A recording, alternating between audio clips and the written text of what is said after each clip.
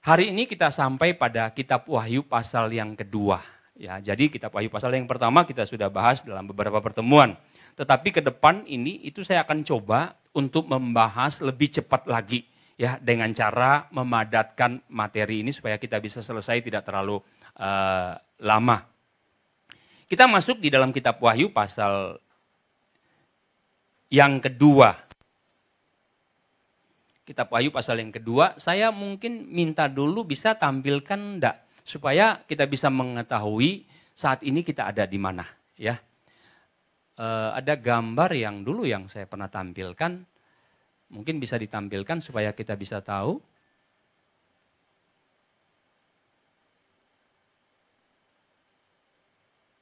Ya, ini ya. Gambar ini mungkin Bapak Ibu sudah sering saya perlihatkan gambar ini. Ada masa PL, kemudian ada masa gereja. Ya, jadi kitab Wahyu pasal 1 sampai dengan pasal yang ketiga, itu kita ada di masa yang namanya masa gereja. Ya, masa gereja.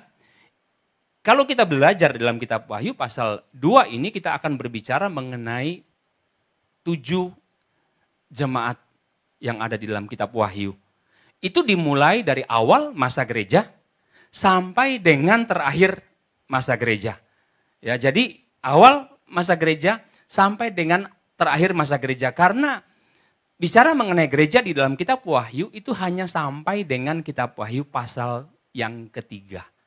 Sesudah pasal 4 itu gereja Tuhan tidak ada lagi di bumi. Jadi kata gereja itu hanya sampai dengan kitab Wahyu pasal 3. Ya, jadi gereja di awal sampai dengan gereja di hari-hari terakhir di dunia ini sampai gereja kita hidup saat ini kita ada di masa hari-hari terakhir menjelang hari terakhir. Nah, kita akan lihat kitab Wahyu pasal yang kedua. Kitab Wahyu pasal yang kedua.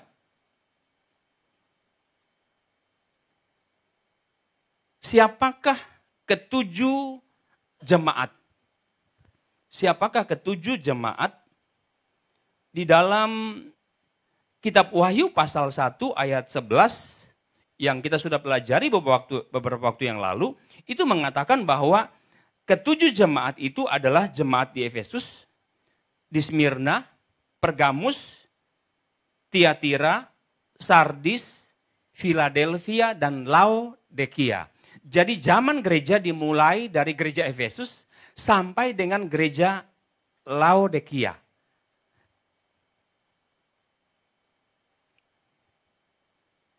Melalui kitab Wahyu ini, Bapak Ibu yang Tuhan Yesus kasihi, Tuhan ingin menyampaikan pesannya kepada kita sebagai jemaat Tuhan, sebagai keluarga Allah.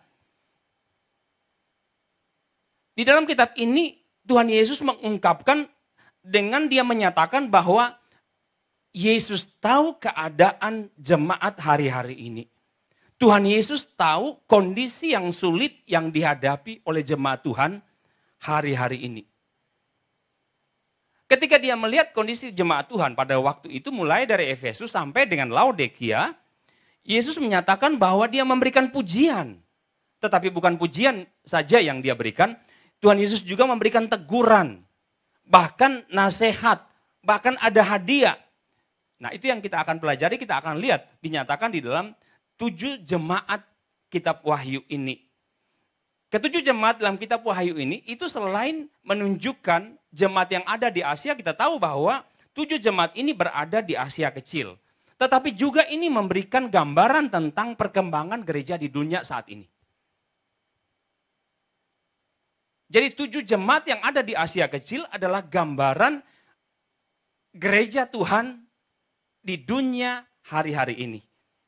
Nah, kita melihat ini perkembangan sejarah gereja. Ya, perkembangan gereja menurut sejarahnya, Bapak Ibu bisa lihat Efesus itu tahun 38 sampai tahun 100. Masehi ya. Kemudian Smyrna tahun 100 sampai 312. Lalu Pergamus itu tahun 312 sampai 590. Kemudian Tiatira tahun 590 sampai 1517. Sardis 1517 sampai 1750. Lalu gereja Philadelphia itu tahun 1750 sampai dengan 1905. Laodikia tahun 1905 sampai dengan kedatangan Kristus digambar tadi di awan-awan untuk menjemput gerejanya. Jadi gambaran gereja-gereja di dalam kitab Wahyu ini itu menggambarkan bagaimana kondisi gereja Tuhan di hari ini. Nah, kita akan lihat satu persatu ketujuh jemaat ini. Tetapi tentunya kita tidak bisa bahas secara keseluruhan karena waktu kita sangat terbatas, bukan? Kita akan lihat dulu jemaat yang ada di Efesus. Efesus pasal 2 ayat 1 sampai 7. Berkata demikian, tuliskanlah kepada malaikat jemaat di Efesus, inilah firman dari Dia yang memegang ketujuh bintang itu di tangan kanannya dan berjalan di antara ketujuh kaki dian emas itu. Aku tahu segala pekerjaanmu, baik jeripayamu maupun ketekunanmu.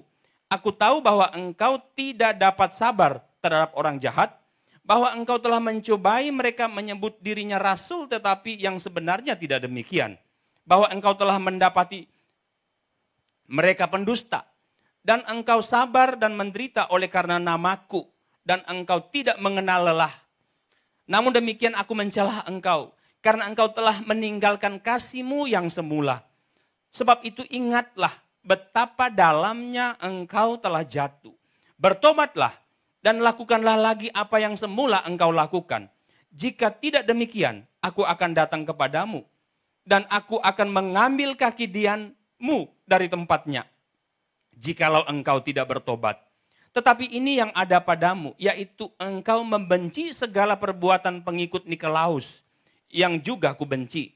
Siapa bertelinga, hendaklah ia mendengarkan apa yang dikatakan roh kepada jemaat-jemaat. Barang siapa menang, ia akan kuberi makan dari pohon kehidupan yang ada di taman Firdaus. Saudara-saudara yang Tuhan Yesus kasih, kita melihat bagian awal dari jemaat Efesus ini adalah ciri jemaat yang ada di Efesus. Efesus ini adalah sebuah kota yang indah. Mengapa kotanya indah? Karena di situ ada kuil yang sangat megah sekali namanya Artemis. Ya, kuil Artemis. Nah, para penduduk yang ada di sekitar Efesus ini, mereka ini adalah pedagang setempat, mereka pengrajin, ya mereka menjual berbagai macam lukisan, patung, bahkan ornamen-ornamen untuk kebutuhan, di samping untuk kebutuhan kuil Artemis, tetapi untuk diperjualbelikan. Ya, jadi bisa dikatakan bahwa keadaan penduduk yang ada di sekitar Efesus ini adalah penduduk yang makmur. Ya karena mungkin sama seperti misalkan Bali begitu ya, banyak dikunjungi oleh turis. Ya karena di situ ada kuil yang megah yang namanya kuil Artemis. Kalau Bapak Ibu baca di dalam kitab Kisah Para Rasul pasal 19 ayat 23 sampai 40 di sana menjelaskan tentang kuil Artemis ini. Kemudian di Efesus setelah satu generasi kemudian orang-orang Kristen yang ada di Efesus itu mulai meninggalkan kasih semula.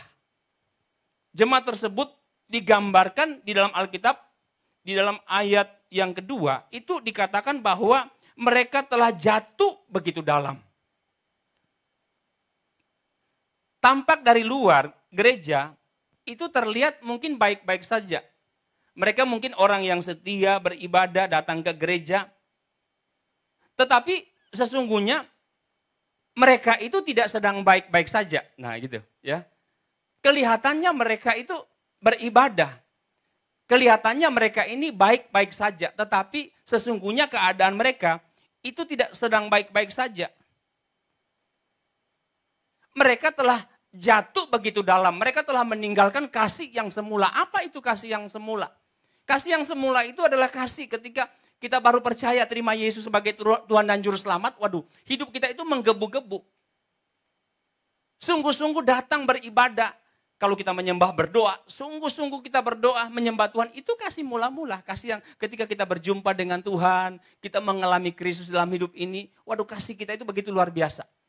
Diajak kemana saja, ayo kita ada ibadah di sini, ada persekutuan doa, ada acara ini di gereja, ada acara ini, rajinnya luar biasa. Dan itu dilakukan dengan apa? Dengan kesungguhan hati. Kita melihat ada pujian yang disampaikan oleh Tuhan Yesus kepada jemaat Efesus ini. Di dalam ayat 2 dan 3, mereka tekun dan bekerja dengan baik. Mereka sabar menderita karena nama Tuhan. Mereka bekerja tidak mengenal lelah. Jadi kalau dilihat dari perbuatan mereka, keadaan jemaat ini begitu hebat sekali. Mungkin kita bisa angkat jempol kepada mereka ini, jempol ya. Gini, wah hebat. Kerja tidak mengenal lelah. Tetapi kalau kita baca lanjut ayat ini, ada teguran yang sangat keras yang disampaikan oleh Tuhan Yesus kepada mereka. Di ayat yang keempat, dikatakan, namun demikian aku mencelah engkau, karena engkau telah meninggalkan kasih-Mu yang semula. Mereka melakukan pekerjaan, baik pelayanan mereka, itu hanya sebagai hal yang rutin saja. Datang ibadah, datang pelayanan, datang tugas, bekerja apa, itu hanya sebagai rutinitas saja. Bukan lagi seperti kasih yang semula. Ketika datang itu, aduh sungguh-sungguh aku mau berjumpa dengan Tuhan. Yang berulang kali saya saksikan bahwa yang ipar saya yang ada di luar negeri ketika dia mengalami Kristus, mengalami perjumpaan dengan Tuhan. Wah itu kalau ke gereja 1 jam sebelum ibadah dimulai dia sudah ada di gereja. Ulang-ulang kali dia beritahu ke saya sungkan dengan Tuhan. Begitu menggebu-gebunya hatinya dia untuk berjumpa dengan Tuhan. Saya sungkan dengan Tuhan 1 jam sebelum dia sudah ada di gereja dan berdoa duduk di depan dia sendiri. Ini kasih yang mula-mula. Coba kalau kita flashback kehidupan kita dulu mungkin seperti itu. Betapa kita memiliki kasih yang mula-mula itu dulu begitu indah sekali. Dulu ketika saya masih kecil, masih kids club gitu ya, minggu ceria. Itu ibadah dimanapun, malam, di desa, hujan, becek jalan, tetap ke gereja. Malam, pakai lampu ya, center lobe itu. Karena ada kerinduan untuk bisa mengalami Kristus di dalam hidup ini. Itu kasih mula-mula. Nah teguran ini disampaikan oleh Yesus kepada mereka bahwa pelayanan pekerjaan mereka itu mereka lakukan hanya sebagai rutinitas saja. Jadi tidak ada rasanya lagi. Tidak lagi didorong oleh kasih yang dalam kepada Kristus. Jadi ini kita perlu berhati-hati sebagai gereja yang hidup di hari-hari terakhir ini. Kalau kita mulai di dalam hidup ini, mulai ke gereja itu biasa-biasa saja ya sekarang. Nggak ada apa-apanya, itu hati-hati. Alkitab berkata bahwa di hari-hari ini itu kasih kebanyakan orang itu akan menjadi tawar, akan jadi dingin. Bahkan terjemahan dalam bahasa Inggris itu kebanyakan orang itu akan berhenti berbuat kasih. Oleh sebab itu kalau kita mulai ada hati dalam hati ini, kok cuman begini-begini aja ya. Kok terasa kok ya cuman seperti ini jadi orang Kristen ya. Ke gereja kita cuman begini, itu hati-hati.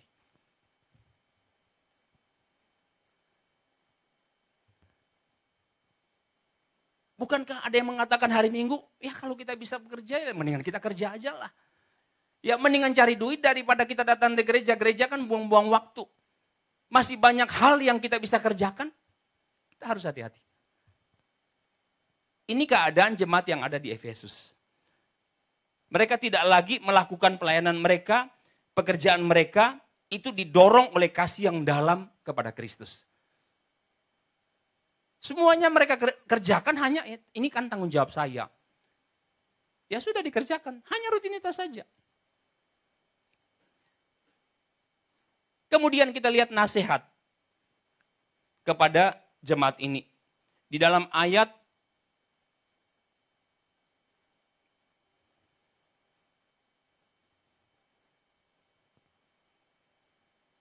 yang ke-5 sampai 7. Ayat 5 sampai 7 dikatakan, sebab itu ingatlah betapa dalamnya engkau telah jatuh. Bertobatlah dan lakukanlah lagi apa yang semula engkau lakukan. Apa yang semula yang engkau lakukan? Kasihnya yang mula-mula itu. Kembali kepada kasih yang mula-mula. Jika tidak demikian, aku akan datang kepadamu. Dan aku akan mengambil kaki dianmu dari tempatnya. Jikalau engkau tidak bertobat. Ayat 6. Tetapi ini yang ada padamu, yaitu engkau membenci segala perbuatan pengikut Nikolaus. Yang juga aku benci. Siapa bertelinga hendaklah ia mendengar apa yang dikatakan roh kepada jemaat-jemaat. Barang siapa menang, ia akan kuberikan makan dari pohon kehidupan yang ada di Taman Eden. Yesus menasihati mereka untuk bertobat dan kembali kepada kasih yang mula-mula. Jadi Bapak Ibu yang Tuhan Yesus kasihi, kalau di dalam hidup ini kita mulai merasa hambar akan kasih kita kepada Tuhan, kita mulai mengatakan, aduh kalau saya berdoa terasa kok kosong benar ya.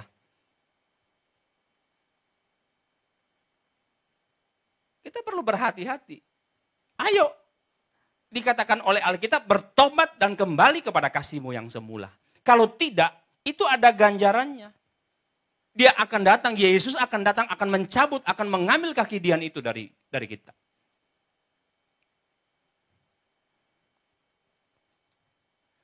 Tetapi juga ada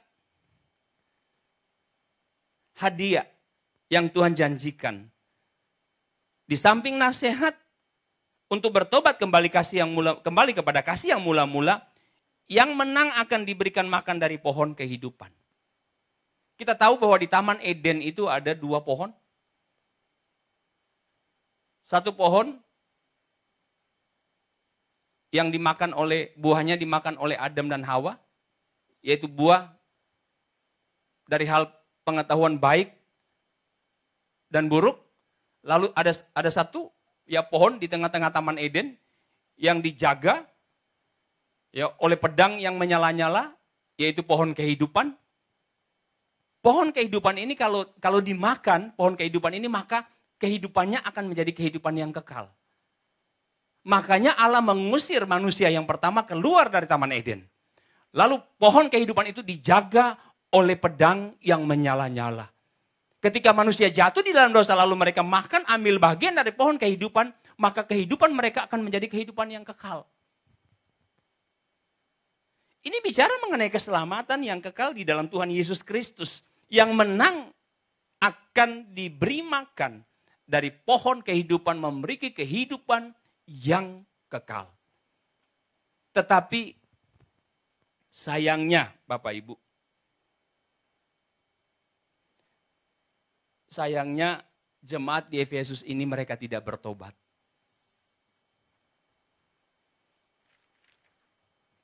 Ya, jadi mereka tidak bertobat. Yesus menasihati mereka, tetapi mereka tidak bertobat. Dan sejarah mencatat, akibatnya gereja mengalami masa penganiayaan yang sangat luar biasa. Karena apa? Karena mereka telah meninggalkan kasih yang mula-mula. Kaki dian itu dari jemaat yang ada di Efesus itu diambil. Mereka mengalami penganiayaan yang sangat dahsyat dan luar biasa. Kita lihat berikutnya jemaat yang ada di Smyrna.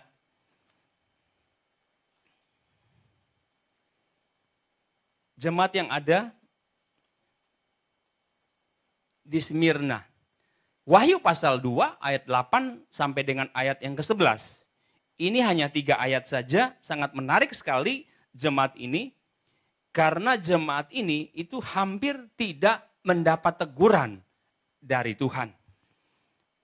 Ayat 8, dan tuliskanlah kepada malaikat jemaat Smyrna, inilah firman dari yang awal dan yang akhir, yang telah mati, hidup kembali.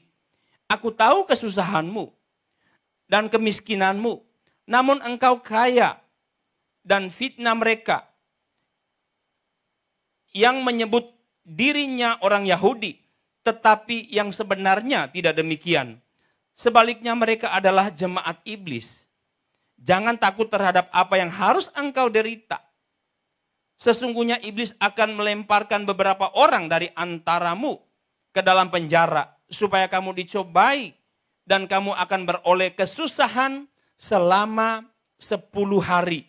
Hendaklah engkau setia sampai mati, dan aku akan menganugerahkan kepadamu mahkota kehidupan.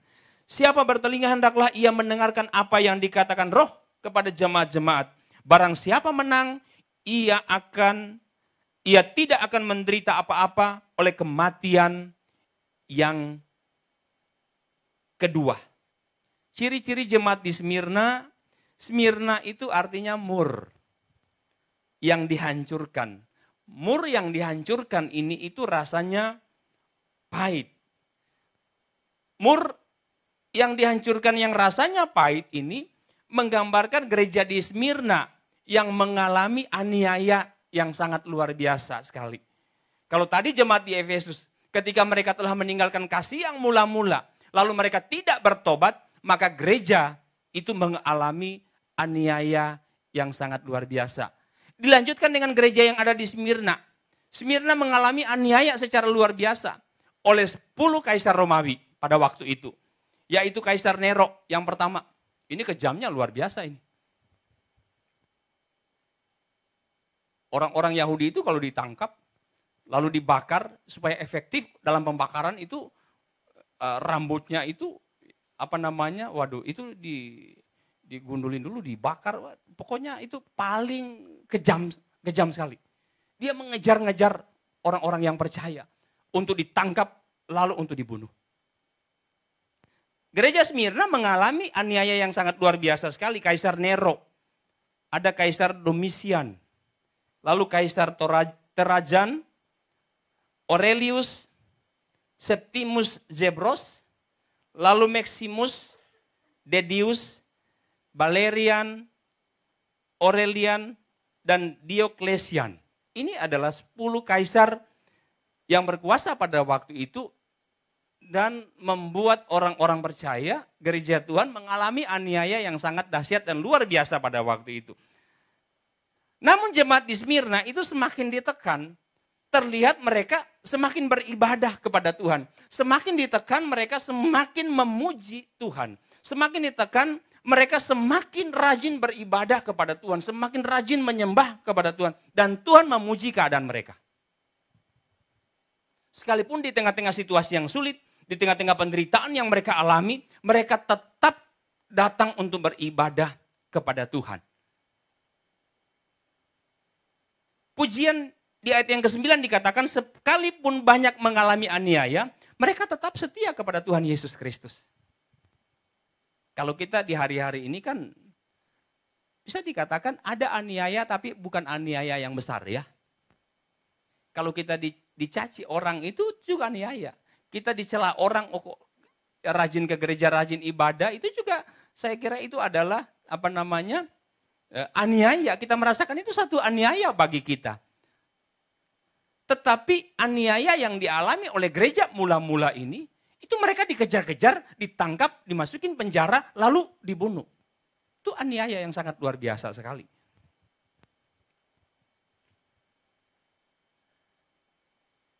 Gereja Tuhan hari-hari ini belum mengalami aniaya yang dahsyat, juga mulai tawar hatinya untuk ke gereja.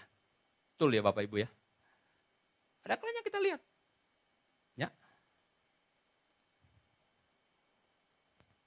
Tetapi jemaat di Smyrna ini semakin dianiaya, semakin setia ibadah kepada Tuhan. Sekalipun secara jasmani mereka dikatakan tertindas di dalam ayat yang ke-9, dan miskin, tetapi Tuhan memuji kekayaan rohani mereka. Secara jasmani mereka tertindas, mereka miskin. Tetapi hebatnya, luar biasanya sekali itu Tuhan memuji kekayaan rohani mereka. Sehingga Tuhan tidak menegur jemaat yang ada di Smyrna. Karena Tuhan menghargai kesetiaan mereka di tengah-tengah penindasan yang mereka alami.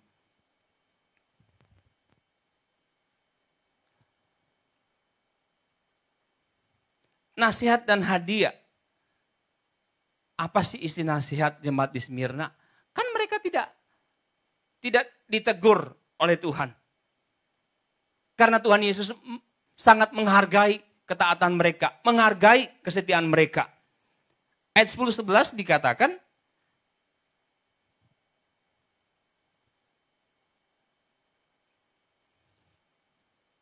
Jangan takut apa yang harus engkau derita. Sesungguhnya iblis akan melemparkan beberapa orang dari antaramu ke dalam penjara supaya kamu dicobai dan kamu akan beroleh kesusahan selama 10 hari. Hendaklah engkau setia sampai mati dan aku akan mengaruniakan kepadamu mahkota kehidupan. Jangan takut terhadap penderitaan yang mereka hadapi. Kata 10 hari ini itu menggambarkan aniaya oleh 10 kaisar Romawi yang terus-menerus dilakukan terhadap orang yang percaya. Ya, jadi kata 10 hari ini menggambarkan aniaya oleh kaisar Romawi, oleh 10 kaisar Romawi yang terus-menerus dilakukan terhadap orang-orang Kristen. Tetapi bagi mereka yang menang, itu Tuhan Yesus menjanjikan, Tuhan Yesus memberikan hadiah bahwa Allah akan mengaruniakan kepada mereka mahkota kehidupan bagi mereka yang setia sampai mati. Sehingga mahkota kehidupan yang akan diberikan kepada gereja Tuhan adalah orang-orang yang percaya, yang selalu merindukan Tuhan dan mengalami aniaya berapapun beratnya, seberat apapun yang mereka alami, mereka tetap setia menantikan Tuhan. Kepada mereka akan diberikan, disiapkan oleh Allah mahkota kehidupan. Gambaran dari mahkota ini itu sangat indah sekali.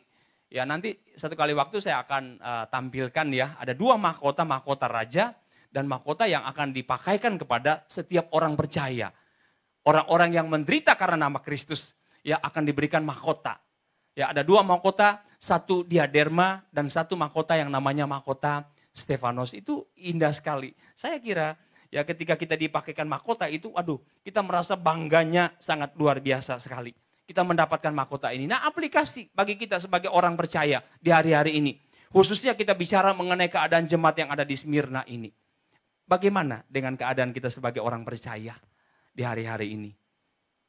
Ketika aniaya itu terjadi, penderitaan hidup itu kita alami, masihkah kita mau setia kepada Tuhan Yesus? Masihkah kita mau beribadah kepada Tuhan Yesus? Masihkah kita mau ambil waktu untuk kita datang memuji, menyembah Dia? Masihkah kita ambil waktu untuk berdoa, untuk kita merenungkan firman Tuhan? Kita bisa renungkan dalam hidup kita. Yang menang, janjinya, hadiahnya, Dia akan mengaruniakan kepada kita mahkota kehidupan bagi mereka yang setia sampai mati. Yang ketiga kita lihat jemaat yang ada di Pergamus. Ayat 12 sampai dengan ayat 17. Jemaat yang ada di Pergamus.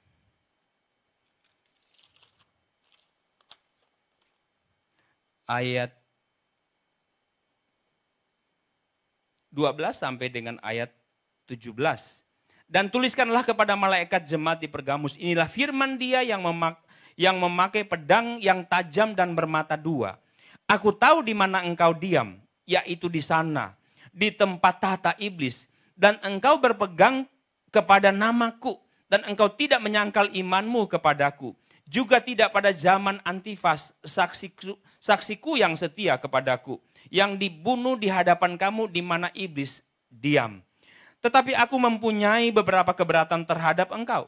Di antaramu ada beberapa orang yang menganut ajaran Bileam, yang memberi nasihat kepada Balak untuk menyesatkan orang Israel, supaya mereka makan persembahan berhala dan berbuat zina. Demikian juga ada padamu orang-orang yang berpegang kepada ajaran pengikut Nikolaus. Sebab itu bertobatlah, jika tidak demikian aku akan segera datang kepadamu dan aku akan memerangi mereka dengan pedang dari mulutku ini. Siapa bertelinga hendaklah ia mendengar apa yang dikatakan Roh kepada jemaat-jemaat. Barang siapa menang, kepadanya akan kuberikan dari mana yang tersembunyi. Dan aku akan mengaruniakan kepadanya batu putih yang di atasnya tertulis nama baru yang tidak diketahui oleh siapapun selain oleh yang menerimanya. Saudaraku yang Tuhan Yesus kasihi. Kata Pergamus ini artinya marriage atau dalam bahasa Indonesia perkawinan. Ini kata Pergamus. Setelah Roma menjadi negara Kristen pada tahun 312 ya. 312 Masehi itu Roma menjadi negara Kristen. Politik dan agama Babel itu mempengaruhi gereja pada waktu itu. Pada saat Kaisar Konstantinus berkuasa di Roma, ia mengawinkan politik dengan agama. Ya, jadi politik dengan gereja itu dikawinkan. Sehingga pada masa itu baptisan selam itu diganti menjadi baptisan percik.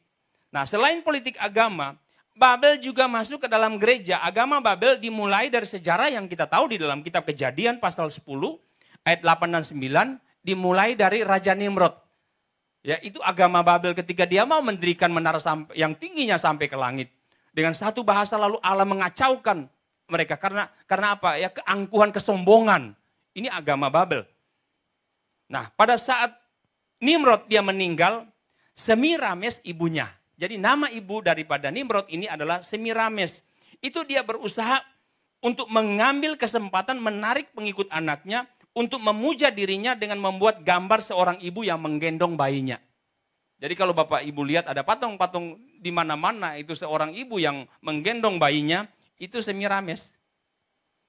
Nah, melalui Semiramis ini agama Babel berkembang begitu pesat, menyebar sampai ke Romawi sehingga kaisar-kaisar Romawi menjadi pemeluk agama Babel. Jadi ketika uskup Damaskus pada waktu itu menjadi imam agama Babel, maka agama Babel itu dikawinkan dengan gereja dan banyak acara-acara sakramen yang tidak ada di dalam Alkitab, itu mereka masukkan semua di dalam gereja. Kita melihat apa pujian, ya.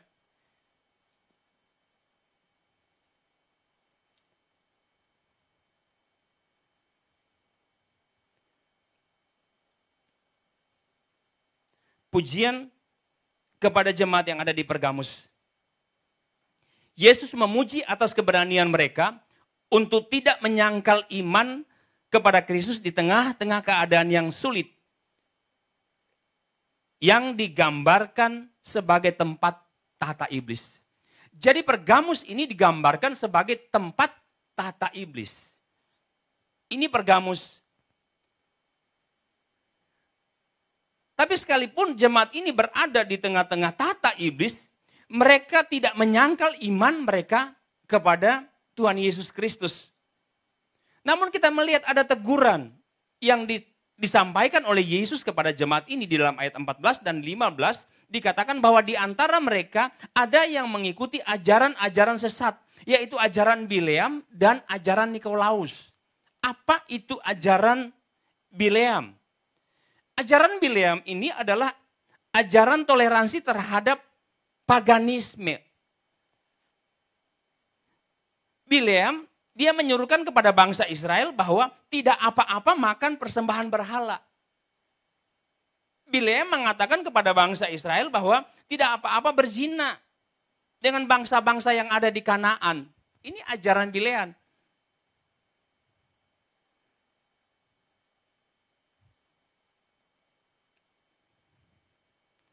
Allah menegur mereka bahwa mereka telah disesatkan oleh ajaran Bileam.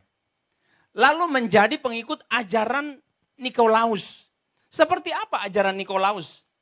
Ajaran Nikolaus itu adalah ajaran yang mentolerir budaya atau tradisi. Tidak apa-apa kita beribadah kepada Kristus, tetapi juga melakukan tradisi paganisme. Budaya paganisme pada waktu itu adalah penyembahan berhala, perzinahan, sembah patung, dan lain sebagainya.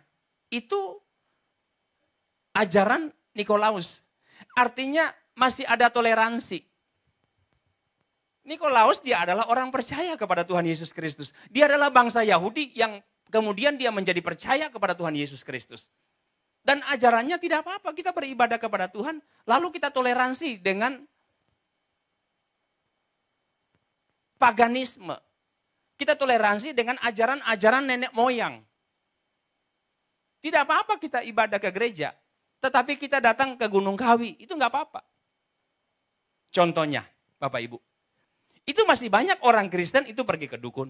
Mereka percaya horoskop, percaya kepada ramalan, percaya feng shui, terlibat dalam okkultisme. Anak-anak Tuhan itu penuh dengan toleransi. Dan dengan berkembangnya teknologi, kemajuannya begitu luar biasa sekali. Di dunia digital ini, itu saya kira orang percaya itu akan semakin terus digiring, dan akhirnya itu sifat toleransinya terhadap dunia itu sangat tinggi sekali. Kan gak apa-apa. Kan tidak ada salahnya. Ya, katanya sih begitu. Cuman lihat aja garis tangan, diramal aja kan tidak apa-apa. Ada begitu banyak orang Kristen, orang percaya yang saya perhatikan, itu masih senang dengan horoskop, dengan ramalan bintang. Ingin mengetahui bagaimana keadaannya di tahun ini. Bagaimana feng shui-nya, bagaimana. Ya apalagi tuh ada yang yang sio-sio itu mungkin Bapak Ibu hafal semuanya ya. Itu senang sekali, lihat ini aku sio ini. Itu sifat toleransi. Dan ini yang terjadi di dalam jemaat yang ada di Pergamus.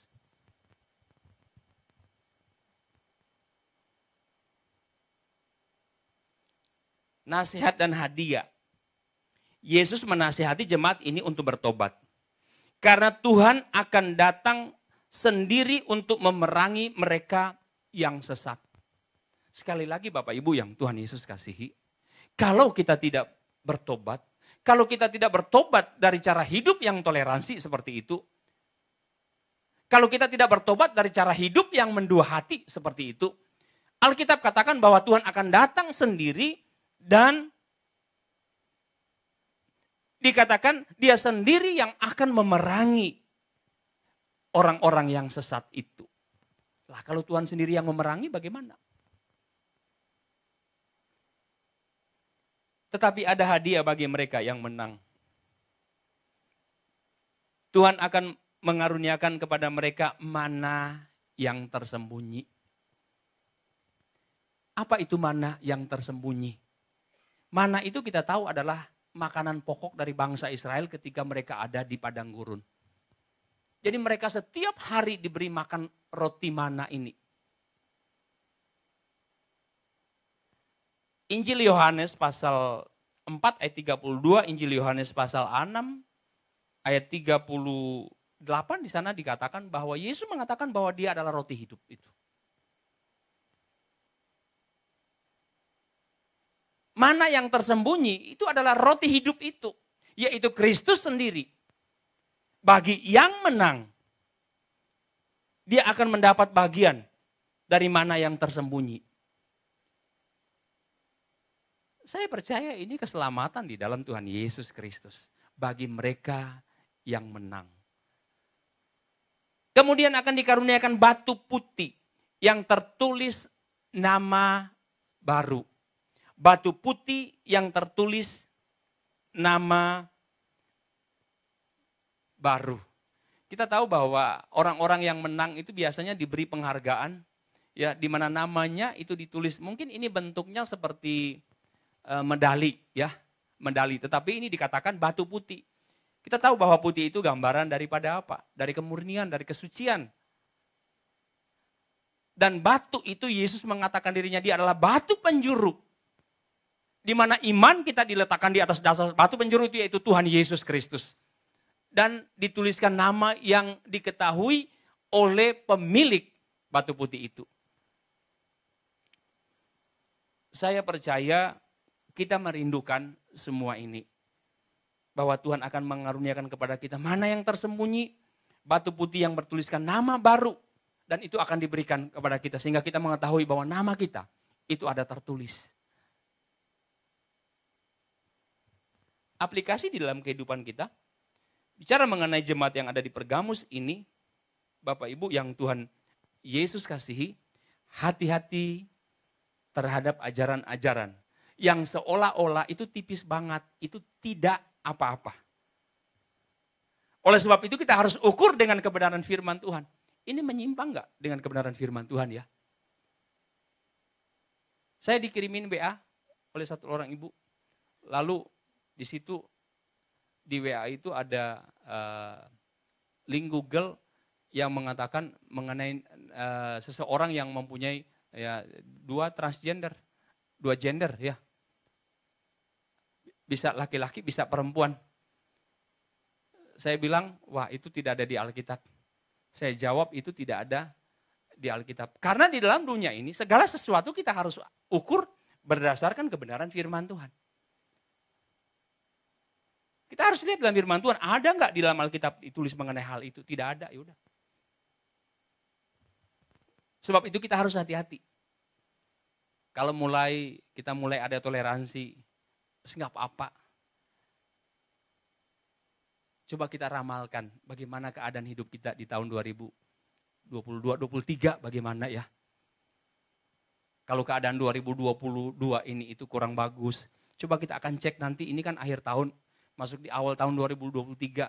Itu kan banyak tuh yang ramalan-ramalan muncul, bahkan ada yang meramalkan buka stand-stand. Ya siapa yang datang mau ramalkan hidupnya, nasibnya, ya tentang pekerjaannya, bisnisnya, jodohnya, bagaimana kehidupan pernikahannya di tahun 2023 itu udah siap. Dan di sana mungkin bukan cuman orang yang tidak percaya, tapi orang percaya pun, orang Kristen pun ada di sana. Oleh sebab itu kita harus hati-hati. Perhatikan jemaat yang ada di Pergamus. Mereka toleransi terhadap hal-hal ini. Sehingga Yesus dengan tegas sekali mengatakan bahwa Yesus akan datang untuk memerangi mereka yang sesat. Yang menyimpang dari kebenaran. Lalu yang terakhir. Ada 7 jemaat, tapi 4 jemaat saja yang kita akan bahas pada malam hari ini. Yaitu jemaat di Tiatira.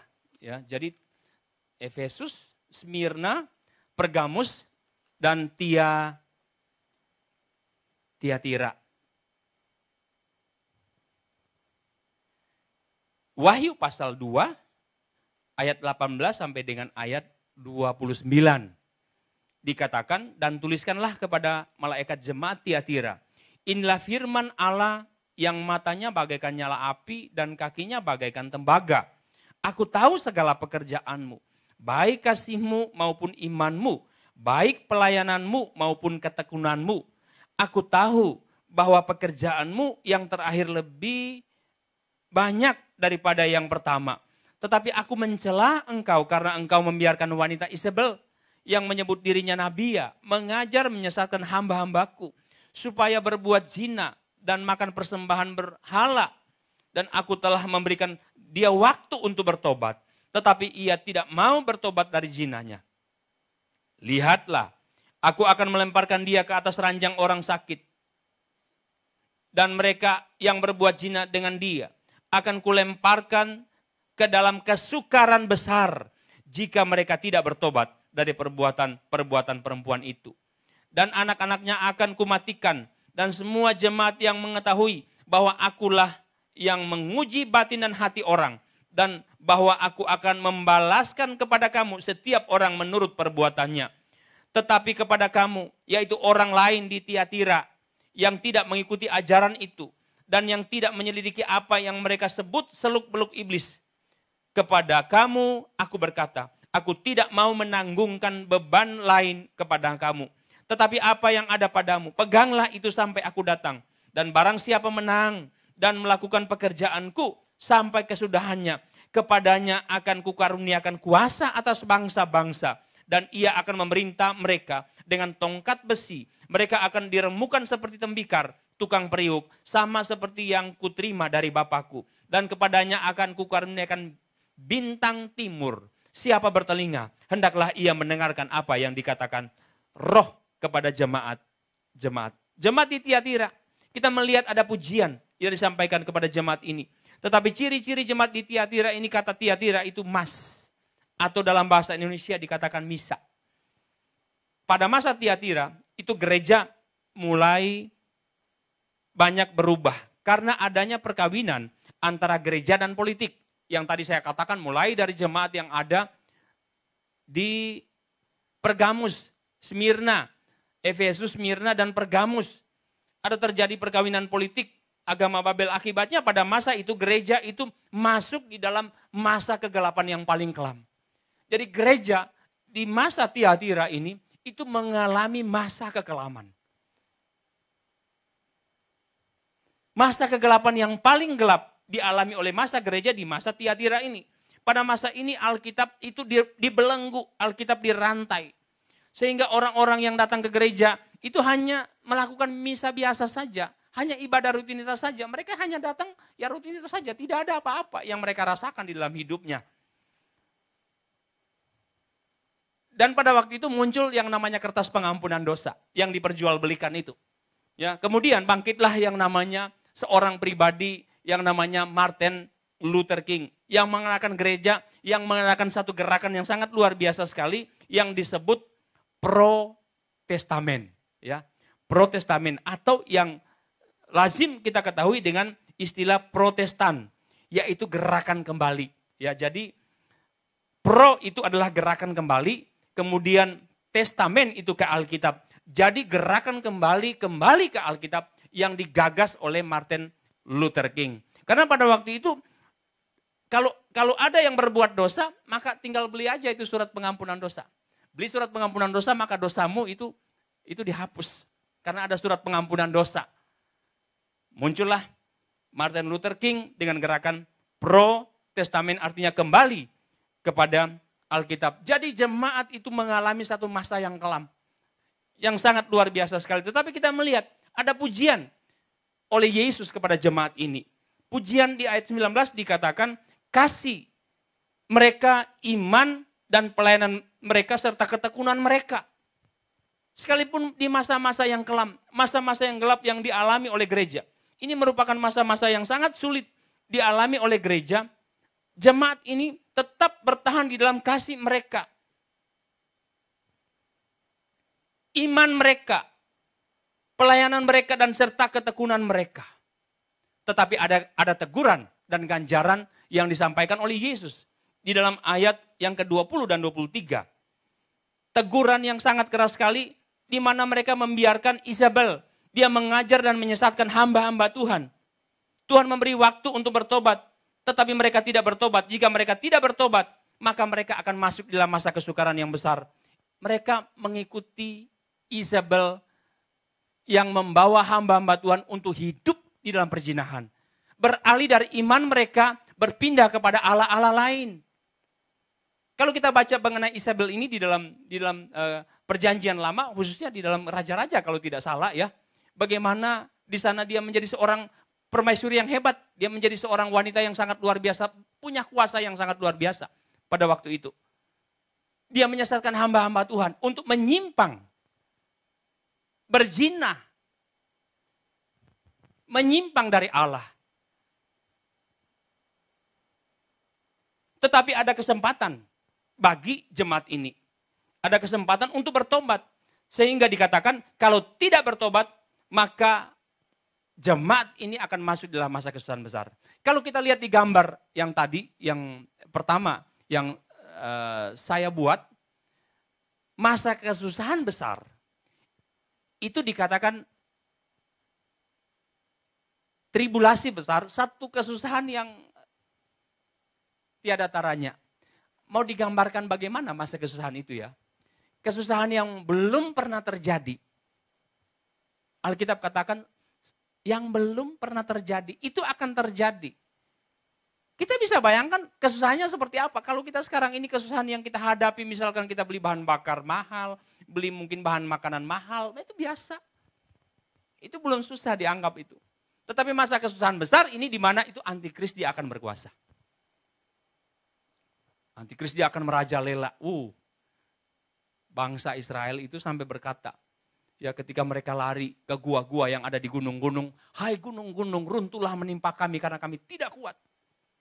Jadi kalau tidak bertobat, maka akan masuk dalam masa kesusahan besar itu. Atau great tribulasi. Dikatakan great tribulasi. Mungkin bisa kembali ke gambar ini supaya Bapak Ibu bisa tahu mengenai kesusahan besar ini. Kalau tidak bertobat, dikatakan di dalam ayat 20 sampai 23 akan masuk di dalam masa kesusahan besar. Ayat 20 sampai 23. Saya akan bacakan dulu ayatnya. Dan aku telah memberikan dia waktu untuk bertobat. Tetapi ia tidak mau bertobat dari zinanya. Lihatlah, aku akan melemparkan dia ke atas ranjang orang sakit, dan mereka yang berbuat zina dengan dia akan kulemparkan ke dalam kesukaran besar. Ini ada masa kesukaran besar yang akan terjadi. Di gambar ini bisa lihat.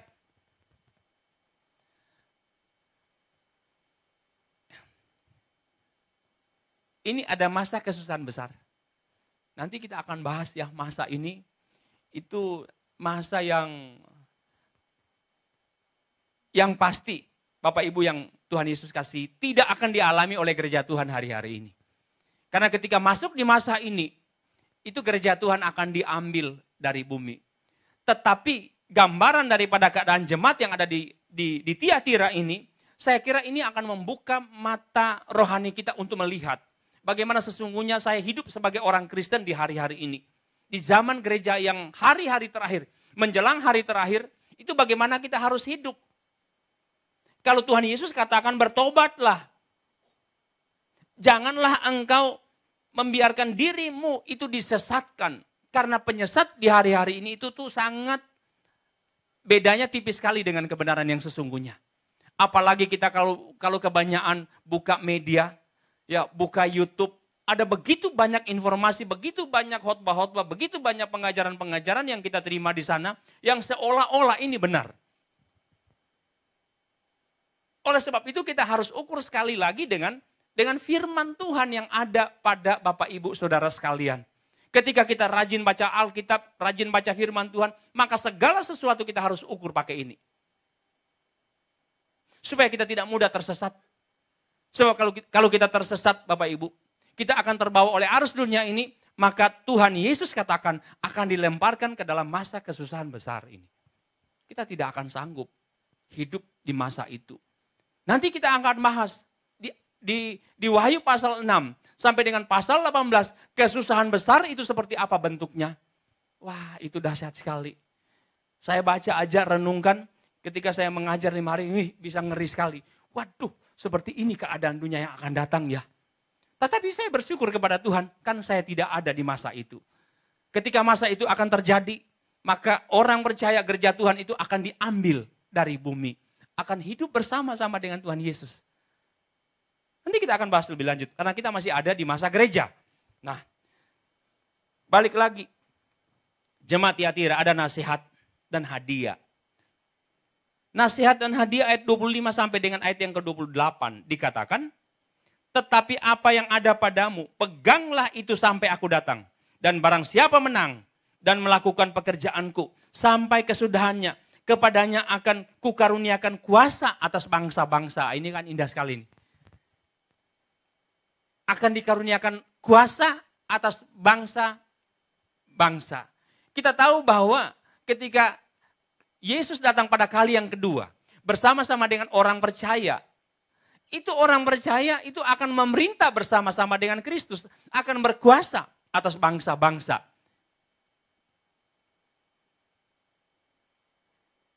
Kemudian akan dikaruniakan bintang timur, tetap berpegang pada kasih, iman dan pelayanan serta ketekunan, akan dikaruniakan kuasa memerintah bangsa-bangsa. Dan dikaruniakan bintang timur. Ayat 28, dan kepadanya akan kukaruniakan bintang timur.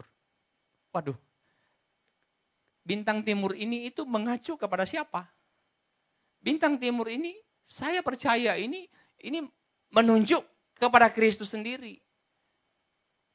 Artinya orang-orang yang tetap berpegang pada kasih, kepada imannya, kepada pelayanannya dan ketekunannya, maka Yesus akan menyelamatkan dari masa kesusahan besar yang akan terjadi.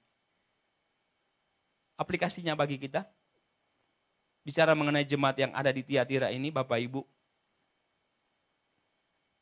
jangan sampai kasih iman kita, ketekunan kita, dalam pelayanan kita, itu menjadi kendor. Kendor karena apa? Ya mungkin karena tekanan, karena dunia ini. Yang terus menggiring kita. Sehingga kita bisa tersesat dengan ajaran-ajaran lain, beralih kepada Allah-Allah lain. Kita abaikan ke gereja karena hobi kita. Kita abaikan untuk beribadah karena hal-hal lain. Untuk memenuhi keinginan kita. Memenuhi hobi kita dan lain sebagainya. Ini ilah-ilah lain. Yang membuat hidup kita itu akan semakin jauh dari Tuhan. Nah, ini yang Tuhan tidak mau. Oleh sebab itu kalau itu terjadi, dikatakan ayo bertobat. Tuhan masih beri kesempatan kepada jemaat di Tiatira untuk bertobat. Saat zaman kemurahan ini Tuhan masih beri kesempatan kita untuk kita kembali, kita bertobat.